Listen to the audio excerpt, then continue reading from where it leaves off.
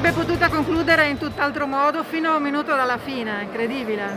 Questo è il bello del futsal, la partita sempre tirata, abbiamo subito il gol del pareggio a un minuto dalla fine, poi abbiamo tentato di vincere e ci è andato male. Abbiamo un errore, ma comunque si poteva vincere da una parte o dall'altra, comunque si poteva comunque vincere sia la squadra che l'altra.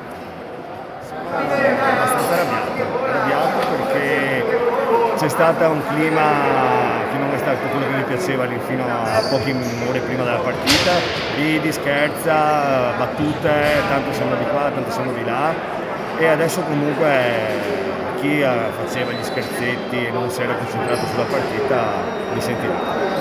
Siamo con i piedi per terra in questo momento e ci si rimette... Sì, ma non era questione di fare voli pindarici, perché se non è che abbiamo perso la guerra. Il fatto è che se affrontiamo le partite ridendo e scherzando, i risultati poi non vengono. Mister, un azzardo alla fine, forse, tanti pensano sì, così. Forse siamo stati un po' troppo presuntuosi alla fine, anch'io in primis, perché volevamo vincerla a tutti i costi questa partita qui, quindi mi sono preso il rischio alla fine di giocare col portiere all'ultimo minuto e, come spesso succede, invece di essere un vantaggio è diventato uno svantaggio. Però insomma la partita è stata comunque sempre molto in equilibrio.